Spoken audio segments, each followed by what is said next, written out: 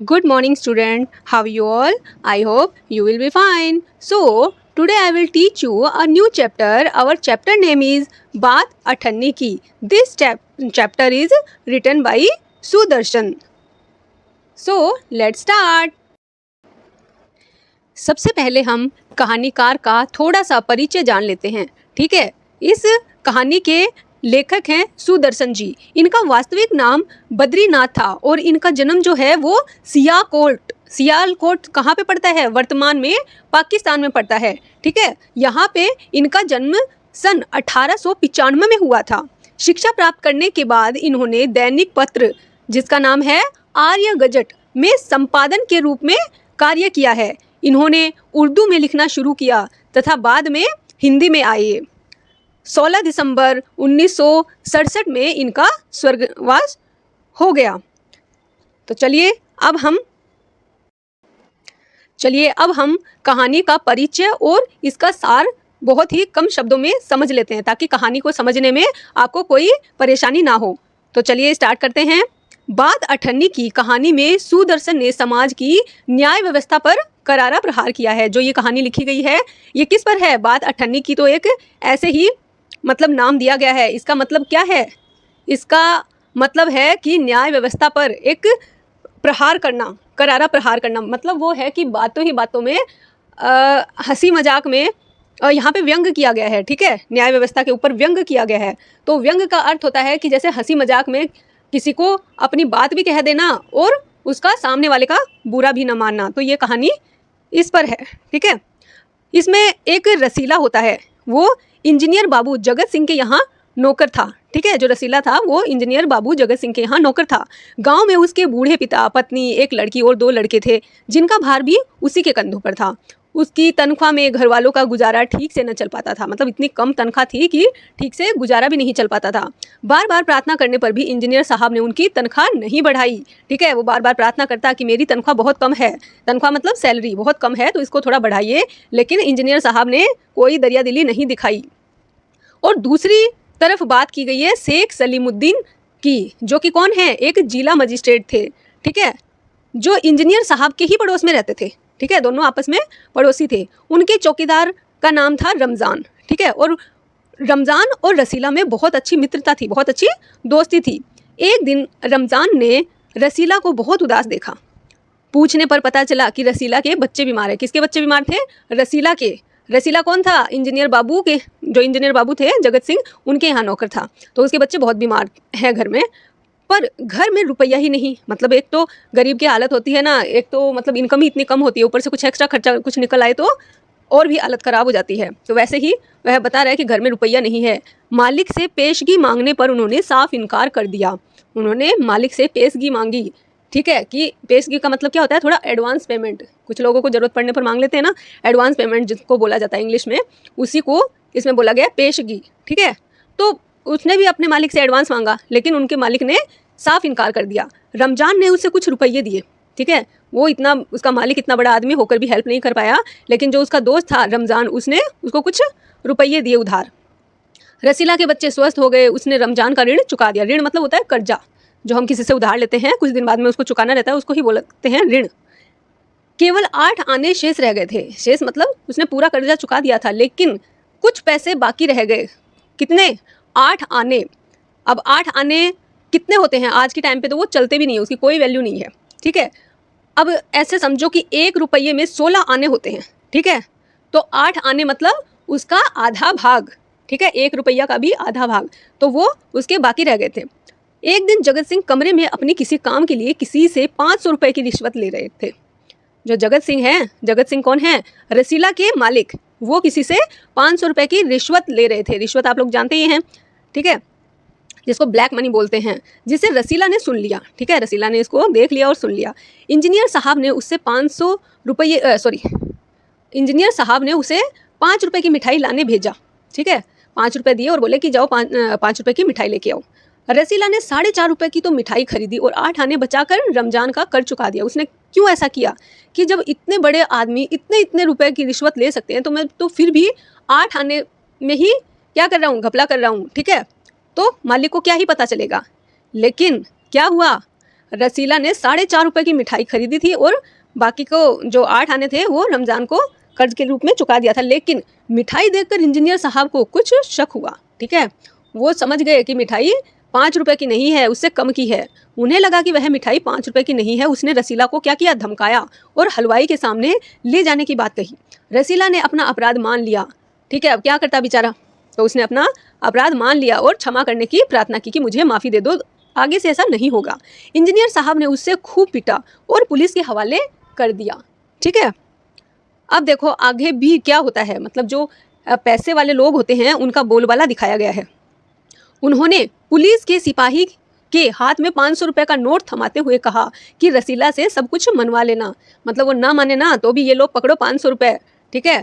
Police वाले को दिए और बोला कि इससे जो भी इसने जुर्म किया है उससे कबूल करवा लेना। जबकि वो चाहता तो उसको माफ़ कर सकता था, ठीक है, लेकिन उसने ऐसा नहीं किया। दूसरे दिन उसे कचहरी में पेश किया गया। अब क्योंकि उस पर केस हो गया था तो कचहरी मतलब होता है कोर्ट, उसमें पेश किया गया रसीला को। उसने कचहरी में भी अपना अपराध स्वीकार कर लिया तथा माफ़ करने की प्रार्थना भी की कि भाई मुझसे अपराध हो गया, मेरी ऐसी कंडीशन थी, लेकिन अब मुझे माफ़ कर दो आप लोग। मगर मजिस्ट्रेट कौन है यहाँ पे, मजिस्ट्रेट हैं उन्हीं के पड़ोसी शेख सलीमुद्दीन। उन्होंने उसकी माफ़ी कबूल ना करके उसको 6 महीने की सज़ा का हुक्म सुना दिया, ठीक है, कि 6 महीने की सज़ा दी जाती है। अब क्या होता है, ये सारा जो भी है कंडीशन देखकर, सारी कहानी देखकर, फैसला सुनकर रमज़ान की आंखों में खून उतर आया। खून उतर आना मतलब एक ये मुहावरा है, आंखों में खून उतर आना का अर्थ होता है बहुत गुस्सा हो जाना। जो उसका दोस्त था ना मित्र रमज़ान, उसकी आंखों में खून उतर आया, मतलब वो बहुत गुस्सा हो गया। उसने कहा कि यह इंसाफ नहीं अंधेर है। मतलब इंसाफ कहाँ हुआ, बड़े बड़े लोग जो होते हैं, कुछ लोग वो इतनी रिश्वतखोरी ले लेते हैं, उनको मतलब उनके ऊपर कोई केस मुकदमा है या फिर उन पर कोई कार्यवाही नहीं होती है, और गरीब लोग जो होते हैं थोड़ा सा अगर हेर फेर कर दे तो उनको इतनी लंबी सज़ा सुनाई जाती है। इसीलिए उसने कहा, क्योंकि उसको क्या न्याय व्यवस्था पर एक करारा व्यंग हुआ कि नहीं हुआ, करारा प्रहार हुआ कि नहीं हुआ कि ये कौन सी न्याय है भाई, ये कौन सा न्याय है। इसीलिए उसने इंसाफ नहीं अंधेर है ये कहा, मतलब कि यह इंसाफ नहीं है, न्याय नहीं है, ये तो क्या है, अन्याय है, जुल्म है। क्योंकि बात तो केवल कितने की थी, केवल 98 की थी। इसीलिए इस कहानी का नाम रखा गया है बात 98 की। तो आपको ये कहानी का सार समझ में आया होगा, मैंने शॉर्टकट में आपको समझाया है। अभी हम पढ़ेंगे कहानी को डिटेल में। रसीला इंजीनियर बाबू जगत सिंह के यहाँ नौकर था। मैंने बताया था कौन है इंजीनियर बाबू जगत सिंह के यहाँ नौकर, रसीला। 10 रुपये उसका वेतन था, वेतन मतलब सैलरी। गांव में उसके बूढ़े पिता, पत्नी, एक लड़की और 2 लड़के थे। इन सबका भार उसी के कंधों पर था। पर सारी तनख्वाह घर भेज देता, तनख्वाह अर्थात सैलरी घर भेज देता, पर घर वालों का गुजारा न चल पाता, अर्थात उसका घर वालों का फिर भी काम नहीं चल पाता था, आर्थिक स्थिति बहुत खराब थी। उसने इंजीनियर साहब से वेतन बढ़ाने की बार बार प्रार्थना की, वेतन अर्थात सैलरी, पर वह हर बार यही कहते, अगर तुम्हें कोई ज़्यादा दे तो अवश्य चले जाओ। मतलब तुमको अगर मेरे से ज़्यादा सैलरी कोई दे देता है तो तुम उसके पास जाकर काम कर लो, मैं तनख्वाह नहीं बढ़ाऊंगा। वह सोचता, यहाँ इतने सालों से हूँ, अमीर लोग नौकरों पर विश्वास नहीं करते, पर मुझ पर यहाँ कभी किसी ने संदेह नहीं किया। मतलब मुझ पर आज तक किसी ने डाउट नहीं किया मुझ पर। यहाँ से जाऊँ तो शायद कोई 11-12 दे दे, मतलब 1-2 रुपये बढ़ा देगा, पर ऐसा आदर नहीं मिलेगा। मतलब विश्वास का पात्र तो मैं नहीं शायद बन पाऊँ उनके घर में, इसलिए वो क्या है, इधर ही नौकरी करता है। जिला मजिस्ट्रेट शेख सलीमुद्दीन इंजीनियर बाबू के पड़ोस में रहते थे। मैंने बताया था ना कि इनके पड़ोसी कौन थे, शेख सलीमुद्दीन, जो कि इंजीनियर बाबू के पड़ोस में रहते थे और वो जिला के मजिस्ट्रेट थे। उनके चौकीदार मियाँ रमज़ान और रसीला में बहुत मैत्री थी। दोनों घंटों साथ बैठते, बातें करते। शेख साहब फलों के शौकीन थे। शेख साहब को किनका शौक था, फलों का। तो रमज़ान जो था वो रसीला को फल देता था, मतलब जो भी खाते अगर कुछ बच जाता तो वो अपने दोस्त को भी खिला देता था। इंजीनियर साहब को मिठाई का शौक था। इंजीनियर साहब को किसका शौक था, मिठाइयों का। रसीला रमज़ान को मिठाई दे देता, ठीक है। एक दिन रमज़ान ने रसीला को उदास देखकर कारण पूछा। पहले तो रसीला छिपाता रहा, फिर रमज़ान ने कहा, कोई बात नहीं है तो खाओ सौगंध, अगर कोई बात नहीं है तो मेरी सौगंध खा के बताओ, ठीक है। रसीला ने रमज़ान को हट देखा तो आंखें भर आई, बोला, घर से खत आया है, बच्चे बीमार हैं और रुपया है नहीं। मतलब उनके घर में क्या है, कोई बच्चे जो हैं वो बीमार हैं और पैसा था नहीं उनके पास में, रुपया था नहीं, इसके लिए वो परेशान था। तो मालिक से पेशगी मांग लो। ठीक है, कौन बोल रहा है? ये रमज़ान बोल रहा है कि पेशगी मांग लो। पेशगी मैंने बताया था क्या होता है, एडवांस पेमेंट। कहते हैं 1 पैसा भी न दूंगा। रमज़ान ने ठंडी सांस भरी, उसने रसीला को ठहरने का संकेत किया और आप कोठरी में चला गया। मतलब अब तो रमज़ान को भी लगने लग गया कि भाई इसका मालिक इसकी मदद नहीं करेगा। तो उसने गहरी सांस ली और रसीला को वहीं ठहरने का संकेत, मतलब होता है इशारा करना, इशारा किया और खुद जो था वो कोठरी में चला गया। थोड़ी देर बाद उसने कुछ रुपये रसीला की हथेली पर रख दिए। रसीला के मुंह से एक शब्द भी न निकला। ठीक है, सोचने लगा, बाबू साहब की मैंने इतनी सेवा की पर दुख में उन्होंने साथ न दिया। रमज़ान को देखो, गरीब है परंतु आदमी नहीं देवता है, ईश्वर उसका भला करे। रसीला के बच्चे स्वस्थ हो गए। अब जो रसीला के बच्चे बीमार थे ना, वो क्या हो गए थे? स्वस्थ हो गए थे, अच्छे हो गए थे। उसने रमज़ान का ऋण चुका दिया। ऋण बताया था कर्ज। केवल 8 आने बाकी रह गए थे। कितने? 8 आने।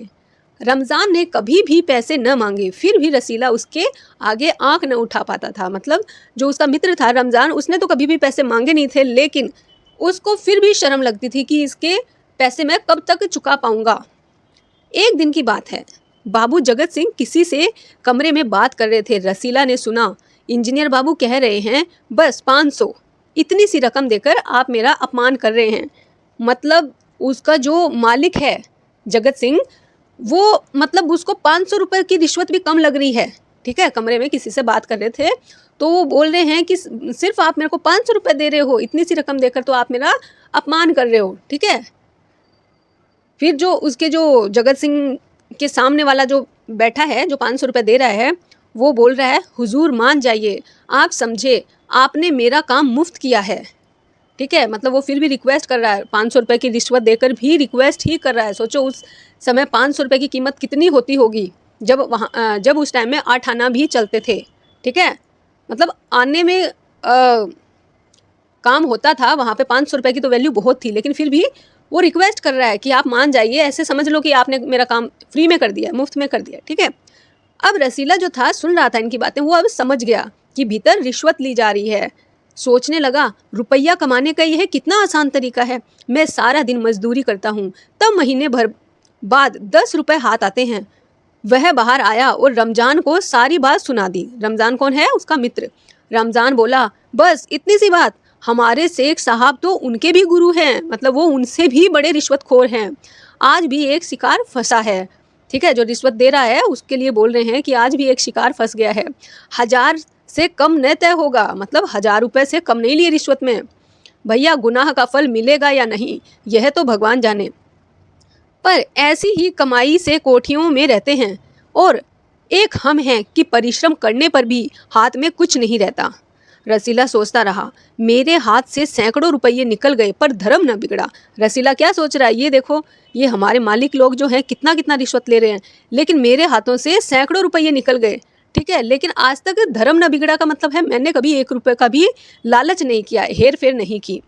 एक एक आना भी उड़ाता तो काफ़ी रकम जुड़ जाती है। वो बोल रहा है कि जब मैं पैसे इधर से उधर रखता था, रखने के लिए उसके मालिक बोलते थे, अगर मैं एक एक आना भी उसमें से उड़ा लेता, मतलब चुरा लेता या निकाल लेता, तो मेरे पास में काफ़ी धन जुड़ जाता।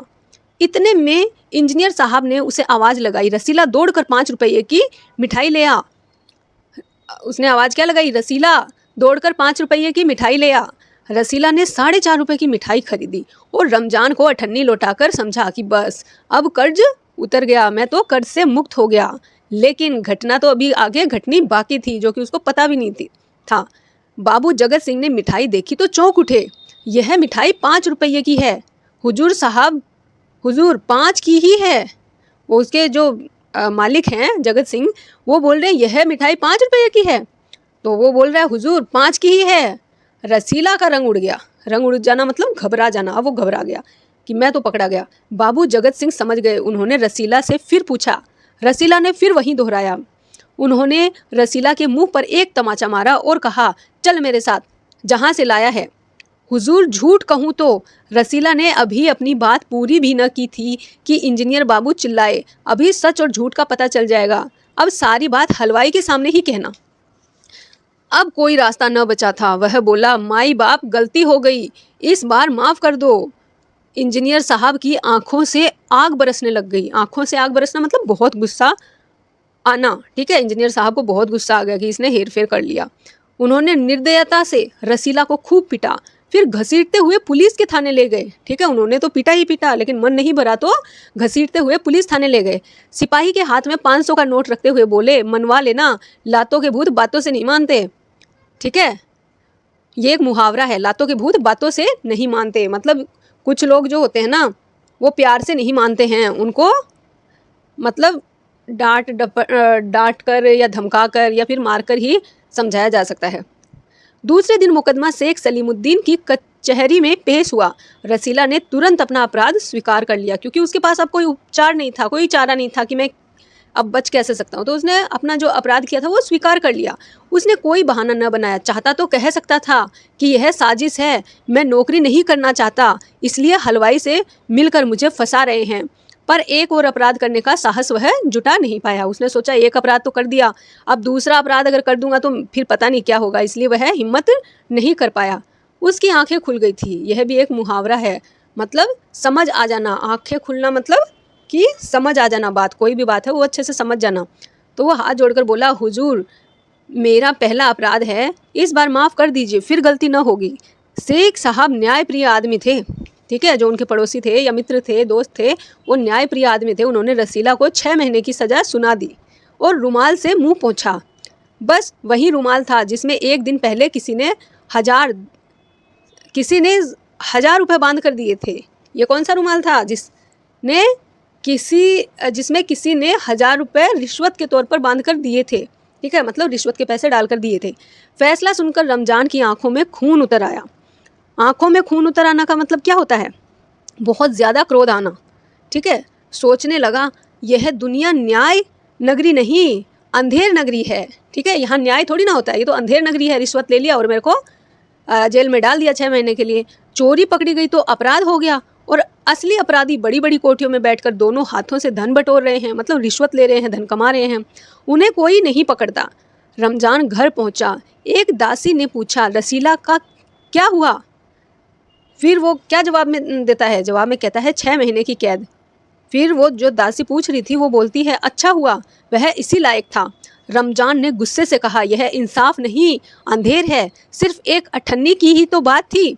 रात के समय जब 1500 के चोर नरम गद्दों पर मीठी नींद ले रहे थे, अठन्नी का चोर जेल की तंग अंधेरी कोठरी में पछता रहा था। कहने का अर्थ यह है कि जो इतने इतने पैसे रिश्वत के तौर पर लेते हैं, ठीक है, बड़े बड़े लोग, वो तो नरम गद्दों पर आराम की मीठी नींद ले रहे हैं, ठीक है। और जिसने अठन्नी की एक हेरा फेरी कर दी, वो अंधेर कोठरी में जेल में मतलब बैठा अपनी सज़ा काट रहा है।